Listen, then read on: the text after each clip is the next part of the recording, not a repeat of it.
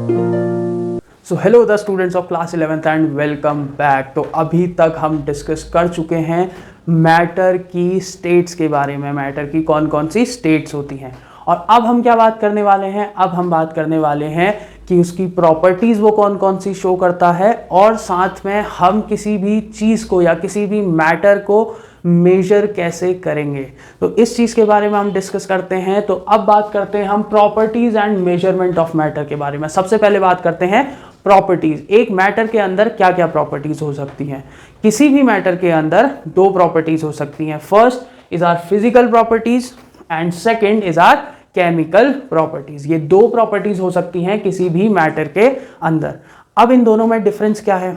Physical properties हमारी वो properties होती हैं that can be observed without making any changes in the matter. अगर कोई मैटर है तो उसकी प्रॉपर्टीज हम उसमें बिना कोई चेंज किए ही पता लगा सकते हैं। ऐसी कौन सी प्रॉपर्टी होंगी। जैसे हमारे पास कोई मैटर पड़ा है, फॉर एग्जांपल ये मार्कर है।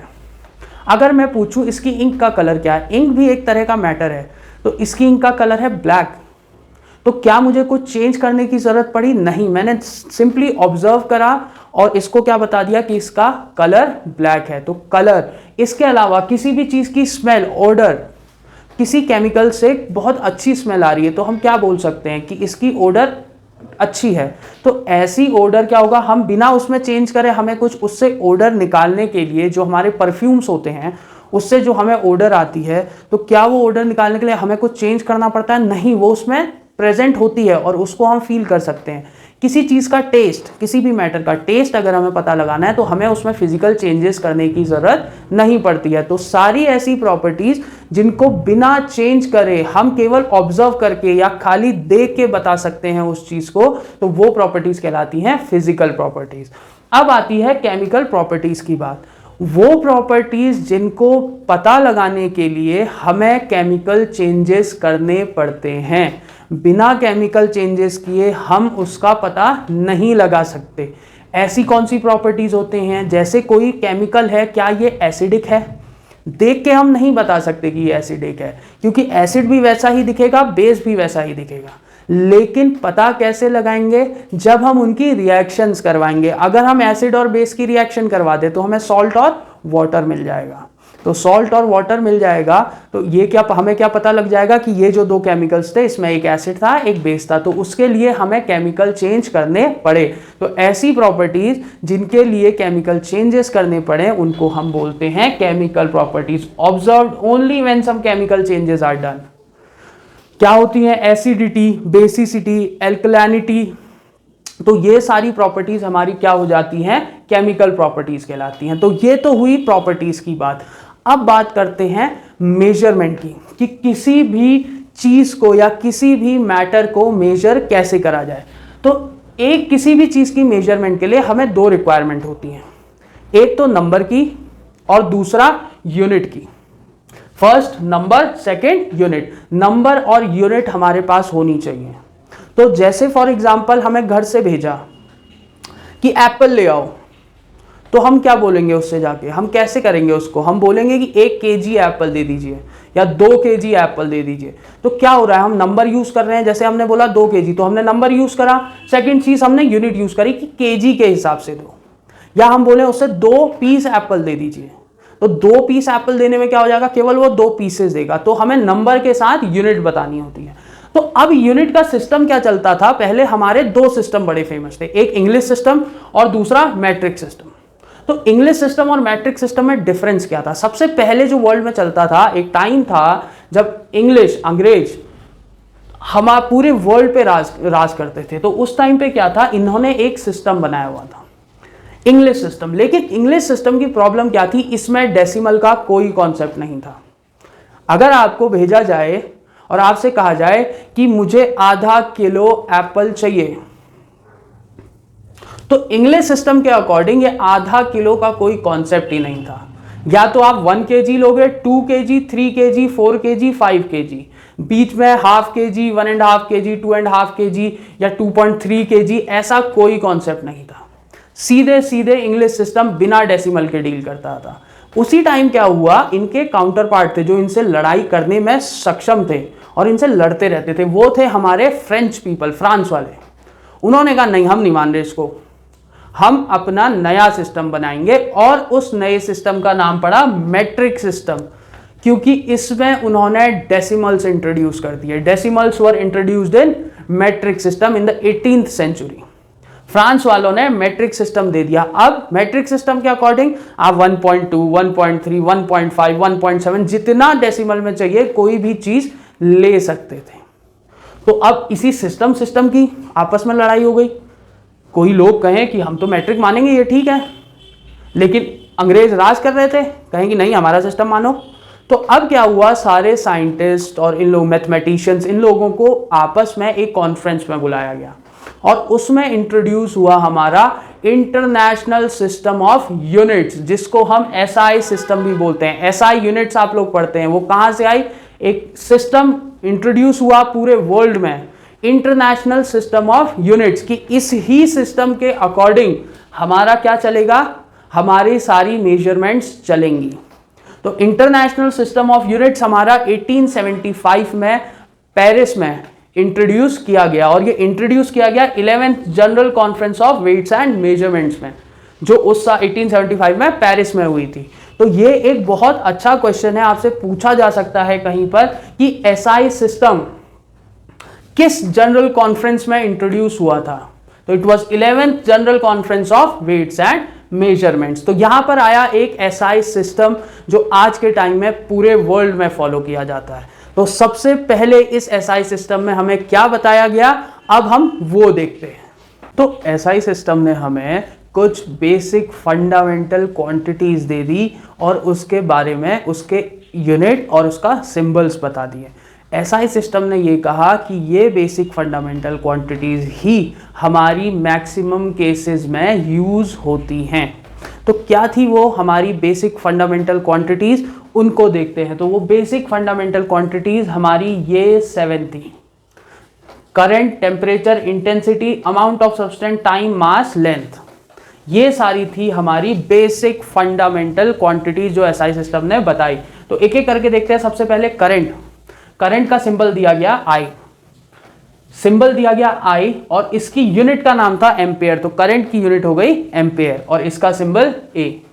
टेम्परेचर को रिप्रेजेंट करते हैं टी से, यूनिट होती है इसकी केल्विन। एसआई ने हमें टेम्परेचर की यूनिट केल्विन बताई है। तो होगा क्या, जब भी हम केमिस्ट्री में या किसी भी फिजिक्स में, साइंस में जब हम टेम्परेचर की यूनिट को यूज करना चाहेंगे तो हमें उसे केल्विन में कन्वर्ट करना पड़ेगा।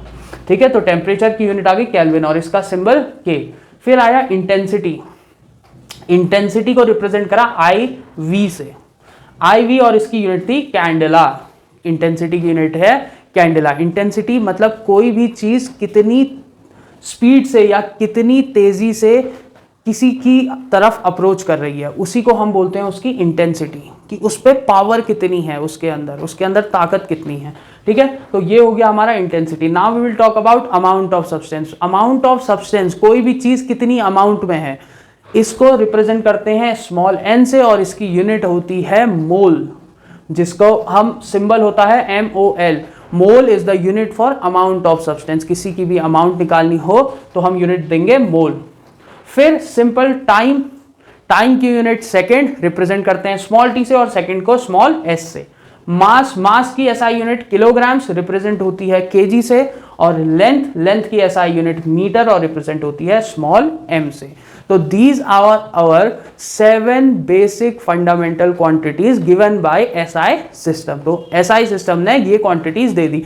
अब इसी के अराउंड हम बाकी क्वांटिटीज भी बना सकते हैं। जैसे हमने लेंथ मेजर करनी है, लेंथ की एसआई यूनिट है मीटर। तो हम लेंथ, अगर रोड नापनी है, कपड़ा नापना है, हम मीटर में नाप लेंगे, लेकिन रोड नापनी है, रोड को हमें किलोमीटर में नापना पड़ेगा। तो किलोमीटर भी लेंथ की ही यूनिट है, जो इस फंडामेंटल क्वांटिटी से निकली।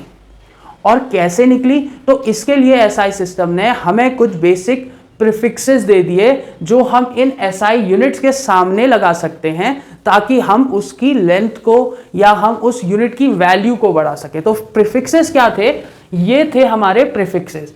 चाहे हमारी यूनिट कितनी छोटी हो जाए या कितनी बड़ी हो जाए, हम इन प्रीफिक्सेस की मदद से उसको रिप्रेजेंट कर सकते हैं। तो ध्यान से देखेंगे प्रीफिक्सेस एसआई सिस्टम ने क्या क्या बताया। 10 की पावर -12, 10 की पावर -10, -6, -3, -2, -1, 1, 2, 3, 4, 5, 6, 10 की पावर 12, ये हमारे लिए इंपॉर्टेंट है। 10 टू द पावर -12 से लेकर 10 टू द पावर +12 तक। अब इनके नाम क्या क्या दिए गए। फॉर एग्जाम्पल हम लेंथ की बात कर रहे हैं, लेंथ की यूनिट है मीटर।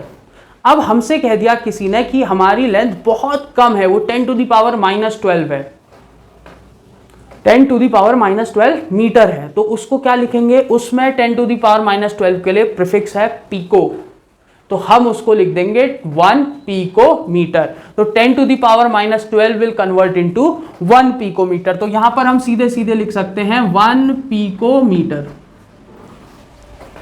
अब हमारी डिस्टेंस आ गई 10 टू द पावर -9 है लेंथ, तो इसको क्या लिख देंगे 1 नैनोमीटर। अब हमारी लेंथ है 10 टू द पावर -6 मीटर, तो ये हो जाएगी 1 माइक्रोमीटर। माइक्रो को रिप्रेजेंट करते हैं हम म्यू से। ऐसे ही 10 टू द पावर -3 मीटर है, तो इसको लिख देंगे 1 मिलीमीटर। तो इसी तरह से हम सारी यूनिट्स लिख सकते हैं। 10 to the power -2 centi, -1 deci, फिर +1 deca, +2 hecto, +3 kilo, 10 to the power 6 mega, 10 to the power 9 giga, 10 to the power 12 tera. तो ये इस तरह से हम किसी भी यूनिट को लिख सकते हैं। जैसे हमारा यूनिट आ जाए, वेट की यूनिट हमें पता है ग्राम से चलने हैं, तो ग्राम के हिसाब से क्या हो जाएगी, picogram, nanogram, microgram, milligram, centigram, कुछ भी, किलोग्राम, गीगाग्राम, टेराग्राम, हम उसको इनकी मदद से कुछ भी लिख सकते हैं। जितनी वो यूनिट होगी, हम किसी भी क्वांटिटी की लार्ज अमाउंट को या स्मॉल अमाउंट को बहुत ही आसानी से रिप्रेजेंट कर सकते हैं। तो these are the prefixes given by SI system so that we can represent our basic fundamental quantities in a large or a small scale। तो ये बात हुई हमारी बेसिक फिजिकल क्वांटिटीज की। अब हम बात करते हैं कि क्या क्या कुछ हमारी जो क्वांटिटीज थी वो SI सिस्टम ने हमें समझाई। जैसे मास एंड वेट, इन दोनों में डिफरेंस क्या है। टेम्परेचर, तो हमारी ये कुछ ऐसी क्वांटिटीज हैं जो बहुत ही ज़्यादा इंपॉर्टेंट हैं और हमें इसके बारे में पता होना चाहिए। तो अब हम उनके बारे में डिस्कस करते हैं। अब हम बात करेंगे 4 इंपॉर्टेंट मेजरमेंट क्वांटिटीज जो हमें पता होनी चाहिए।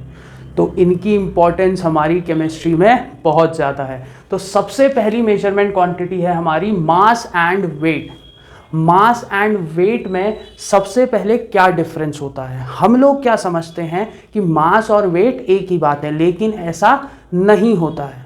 अगर हम मास की बात करें तो मास होता है amount of matter present in a body, कि एक बॉडी के अंदर चाहे वो लिविंग हो या नॉन लिविंग हो, उसके अंदर कितना मैटर प्रेजेंट है, उसको हम बोलते हैं उस बॉडी का मास। तो अगर किसी भी बॉडी को हम एक जगह से दूसरी जगह ले जाएं तो क्या उसके अंदर के मैटर चेंज हो जाएंगे, उसके अंदर जो एटम्स और मॉलिक्यूल्स हैं क्या वो चेंज हो जाएंगे? नहीं, वो हमेशा कांस्टेंट रहेंगे। तो मास किसी भी बॉडी का is always constant, it will always remain constant.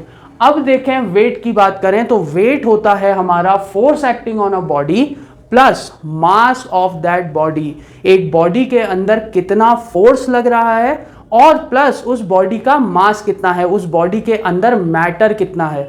इस सब को जब हम कैलकुलेट करेंगे तो हमारा वेट पता चलेगा। फॉर एग्जाम्पल एक ह्यूमन का बॉडी वेट हम कैसे मेजर करते हैं? वेइंग मशीन के ऊपर चढ़ के। तो वेइंग मशीन के ऊपर जब हम चढ़ते हैं और हम अर्थ में प्रेजेंट हैं तो एक ग्रेविटेशनल फोर्स हमें डाउनवर्ड डायरेक्शन में खींच रहा है। तो उस ग्रेविटेशनल फोर्स की वजह से वो फोर्स हमारी बॉडी पे लग रहा है, प्लस हमारी बॉडी में मास है, हमारी बॉडी मैटर की बनी हुई है, तो उसका कॉम्बिनेशन हमारी बॉडी का वेट हो जाएगा। वहीं अगर हम अपना वेट किसी ऐसी जगह जाके चेक करें जहां ग्रेविटेशनल फोर्स कम है, तो वहां हमें केवल अपनी बॉडी के मैटर का वेट पता चलेगा। फॉर एग्जाम्पल मार्स, अगर मार्स में हम अपना बॉडी वेट कैलकुलेट करें तो it is said that if a body weighs 100 kgs on earth, अगर एक बॉडी अर्थ में 100 kg की है तो वो मास में जाके 39 kg की होती है। क्यों? क्योंकि उस बॉडी के अंदर मैटर केवल 39 kg है। रेस्ट जो उसका वेट आ रहा है वो ग्रेविटेशनल फोर्स जो उसको डाउनवर्ड खींच रहा है उसकी वजह से है। तो मास हमेशा कांस्टेंट रहेगा, लेकिन जो हमारा वेट है वो चेंज करेगा जैसे जैसे हम फोर्स चेंज करेंगे। मान लीजिए हम अपना वेट मेजर कर रहे हैं, हमारी बॉडी का mass plus gravitational force acting. अब ऊपर से कोई हमारे कंधे पे चढ़ जाए तो वेइंग मशीन वेट बढ़ा देगी। रीजन क्या है? क्योंकि अब एक वो जो हमारी बॉडी पे चढ़ा उसकी वजह से एक डाउनवर्ड फोर्स लगा है, तो उस फोर्स की वजह से भी हमारा वेट इंक्रीज हो गया। मास चेंज नहीं होगा लेकिन वेट हमेशा चेंज होगा। तो वेट और मास की एसआई यूनिट क्या होती है? वेट और मास की एसआई यूनिट होती है किलोग्राम्स। वेट या मास को हम किलोग्राम्स में नापते हैं। बट अब केमिस्ट्री वर्ल्ड में क्या है, हम एक्सपेरिमेंट्स लैब पे कर रहे हैं, थोड़ा सा केमिकल लेना है, कोई इतना अमाउंट में तो चाहिए नहीं, हमें थोड़ा सा केमिकल चाहिए। तो अब अगर हम उसको केजी में मेजर करने जाएं तो 0.0000001 kg ले आओ। तो इससे सिंपल क्या होता है, हम एक छोटी यूनिट ले लेते हैं। केमिस्ट्री वर्ल्ड में जो यूनिट हम यूज करते हैं वो है ग्राम्स। जैसे अगर हमें 10 ग्राम कुछ चाहिए, कोई केमिकल चाहिए, हम बोलेंगे 10 ग्राम केमिकल दे दो। अब वहीं केजी में बोलना होगा 0.001 ग्राम, वो 0.01 kgs हमें केमिकल चाहिए। तो ये थोड़ा कॉम्प्लिकेटेड होता है, इसलिए हम एक छोटी यूनिट यूज करते हैं विच इज ग्राम्स। तो ये रही मास और वेट की बात। अब बात करते हैं हम अपने वॉल्यूम की। वॉल्यूम होता क्या है? किसी भी बॉडी के अंदर कितना स्पेस वो ऑक्यूपाई कर रही है, जो स्पेस वो बॉडी ऑक्यूपाई कर रही है। फॉर एग्जांपल एक बॉटल, उसके अंदर कितना पानी आ सकता है, उस बॉटल के अंदर वाटर या जूस कितना आ सकता है, वो उसकी कैपेसिटी है, वो उसकी वॉल्यूम है, वो उतना ही एरिया ऑक्यूपाई कर रही है। फॉर एग्जांपल मैं खड़ा हूं, अब इस रूम में मैं कितना एरिया ऑक्यूपाई कर रहा हूं, ये मेरी वॉल्यूम है। तो हर बॉडी की वॉल्यूम होती है, और वॉल्यूम क्या होती है? या तो उस बॉडी की कैपेसिटी या space occupied by that body is known as its volume. Volume की यूनिट होती है हमारी मीटर क्यूब। किसी भी बॉडी की कैपेसिटी या स्पेस ऑक्यूपाइड हम नापते हैं मीटर क्यूब में। बट फिर वही प्रॉब्लम, केमिस्ट्री वर्ल्ड में क्वांटिटीज छोटी चाहिए, इतनी बड़ी क्वांटिटी की हमें जरूरत है नहीं। तो हम क्या करते हैं, जो यूज्ड यूनिट्स इन केमिस्ट्री होती हैं वो 3 होती हैं, सेंटीमीटर क्यूब, मिलीलीटर या फिर लीटर। अगर थोड़ी ज्यादा क्वांटिटी है तो लीटर यूज करते हैं। जनरली हम सेंटीमीटर क्यूब या मिलीलीटर यूज करते हैं। अब इनके बीच में रिलेशन क्या है? न्यूमेरिकल आ जाए, न्यूमेरिकल प्रॉब्लम्स तो हमारी मीटर क्यूब में होंगी, लेकिन क्वांटिटी हमें ग्राम्स में दी होगी, कम अमाउंट में दी होगी। तो अब उसको चेंज कैसे करें? तो रिलेशन ध्यान से सुनेंगे कि 1 मीटर क्यूब में 1 सेंटीमीटर क्यूब में 1 मिलीलीटर, कोई भी quantity 1 centimetre cube is equals to 1 millilitre. ये चीज क्रिस्टल क्लियर है। 1 centimetre cube is equals to 1 millilitre. और 1 मिलीलीटर कितना लीटर होता है? 1/1000 लीटर्स। तो ये रिलेशन हमें पता होना चाहिए। कहीं पर अगर हमें वॉल्यूम 1 सेंटीमीटर क्यूब में दी हुई है या हमें वॉल्यूम दे रखी है 10 सेंटीमीटर क्यूब, तो कंफ्यूज नहीं होना है, हम उसे आसानी से मिलीलीटर में कन्वर्ट कर सकते हैं। क्यों? क्योंकि सेंटीमीटर क्यूब और मिलीलीटर तो बराबर है, तो हम उसको आसानी से कन्वर्ट कर सकते हैं। अब बात करें मीटर क्यूब और लीटर में क्या रिलेशन होता है, क्योंकि हमें क्वेश्चंस में न्यूमेरिकल्स मीटर क्यूब में दिए रहेंगे और अगर उसे हमें कन्वर्ट करना है तो पहला कन्वर्जन हमें लीटर्स में आना चाहिए। तो what will be the first conversion? 1 metre cube is equals to 1000 litres. और ये आपको याद होना चाहिए कि 1 मीटर क्यूब में 1000 लीटर्स होते हैं। लीटर्स में अगर वैल्यू मिल गई तो उसको आप मिलीलीटर में कन्वर्ट कर लो और उसी से सेंटीमीटर क्यूब में भी कन्वर्ट कर लो, तो कन्वर्जन्स आसान हो जाते हैं। इसीलिए हमें ये वैल्यूज याद होनी चाहिए। Next point is our density. Density क्या होती है? Density is mass upon volume. एक बॉडी जिसका कुछ मास है वो कितना एरिया ऑक्यूपाई कर रही है, वो होती है उसकी डेंसिटी। फॉर एग्जाम्पल हम बात करते हैं, हम कहते हैं हमारे हेयर बहुत ज्यादा डेंस है। मतलब क्या है कि एक स्मॉल वॉल्यूम में उसका मास ज्यादा है या अमाउंट ज्यादा है, तो एक पर्टिकुलर वॉल्यूम में कितना मास किसी बॉडी का प्रेजेंट है उसे हम बोलते हैं उसकी डेंसिटी। डेंसिटी को रिप्रेजेंट करते हैं हम रो से, या कहीं कहीं पर बुक्स में आपको ये स्मॉल डी से रिप्रेजेंट किया हुआ होगा। Density is equals to mass upon volume. Mass upon volume density का फॉर्मूला होता है। अब डेंसिटी की यूनिट क्या होती है? मास की यूनिट हमें पता है किलोग्राम्स, वॉल्यूम की एसआई यूनिट हमें पता है मीटर क्यूब, तो डेंसिटी की एसआई यूनिट क्या हो जाएगी, किलोग्राम पर मीटर क्यूब। और कहीं कहीं पर आपको ये इस तरह से भी लिखी हुई मिल सकती है। तो किलोग्राम पर मीटर क्यूब इसकी एसआई यूनिट है। लेकिन फिर वही केमिस्ट्री की बात, कम क्वांटिटी में चीज चाहिए है तो जो हम यूनिट यूज करते हैं वो जनरली ग्राम पर सेंटीमीटर क्यूब या फिर ग्राम पर एमएल होता है। दोनों चीज सेम है क्योंकि सेंटीमीटर क्यूब और एमएल बराबर होते हैं। तो ये यूज यूनिट हमारी ग्राम पर सेंटीमीटर क्यूब या फिर ग्राम पर एमएल होती है। और फोर्थ क्वांटिटी है हमारी टेम्परेचर। टेम्परेचर एक ऐसी चीज है जिसको हम मेजर करते हैं थर्मामीटर की मदद से, जिसको हम तापमान बोलते हैं कि हमारे उस किसी भी मैटर के आसपास तापमान कितना है, टेम्परेचर कितना है, या उस मैटर में टेम्परेचर कितना है, सब चीज मेजर होती है थर्मामीटर की मदद से। और एक इसकी एसआई यूनिट होती है हमारी केल्विन। केल्विन स्केल में हम टेम्परेचर को जनरली नापते हैं। बट होता क्या है, हमारे पास अदर यूनिट्स इसकी टेम्परेचर को नापने की अदर स्केल्स भी हैं जो है डिग्री सेल्सियस और डिग्री फ़ारेनहाइट। तो टोटल हमारे पास 3 इसकी स्केल्स मिल जाती हैं, डिग्री सेल्सियस, डिग्री फ़ारेनहाइट और केल्विन। तो ये 3 है, degree Celsius, degree Fahrenheit and kelvin, जिसमें हम टेम्परेचर को मेजर कर सकते हैं। इन तीनों में अंतर क्या है, केल्विन इसकी एसआई यूनिट है। साइंटिफिक पर्पजेस के लिए हम केल्विन ही यूज करते हैं। डिग्री सेल्सियस हमारा नॉर्मल वेदर को मेजर करने के लिए जो हमारा वेदर डिपार्टमेंट यूज करता है, हमारी अर्थ का टेम्परेचर मेजर करने के लिए वो यूनिट है। And degree Fahrenheit is used in the medical world. हम जब भी नॉर्मल बॉडी टेम्परेचर की बात करते हैं तो हम कहते हैं 98 डिग्री फ़ारेनहाइट होना चाहिए। जब बुखार आता है कहते हैं 101 डिग्री बुखार है, मतलब क्या है, 101 डिग्री फ़ारेनहाइट उसका टेम्परेचर है। क्योंकि 100 डिग्री सेल्सियस अगर टेम्परेचर होगा तो वो बहुत ज़्यादा होता है, उतना ह्यूमन बॉडी सर्वाइव नहीं कर पाती है। हमारी ह्यूमन बॉडी का जो टेम्परेचर होता है वो 98 डिग्री फ़ारेनहाइट के अलॉन्ग होना चाहिए। तो ये हो गई 3 scales, Kelvin scientific world, degree Celsius हमारा weather department, degree Fahrenheit medical world. इन 3 में ये मेजर होती है। अब अगर हमें टेम्परेचर एक यूनिट में पता है तो दूसरे में कन्वर्ट कैसे करें। फॉर एग्जाम्पल हम मान के चलते हैं हमें टेम्परेचर हर जगह डिग्री सेल्सियस में मिलता है, तो उसको कन्वर्ट कैसे करेंगे। अगर हमें डिग्री फ़ारेनहाइट में कन्वर्ट करना है तो formula is 9/5 into degree Celsius plus 32। हमें मिल जाएगा वो टेम्परेचर अपना डिग्री फ़ारेनहाइट में। और अगर वही टेम्परेचर केल्विन में निकालना है तो हम डिग्री सेल्सियस प्लस 273.15 कर देंगे।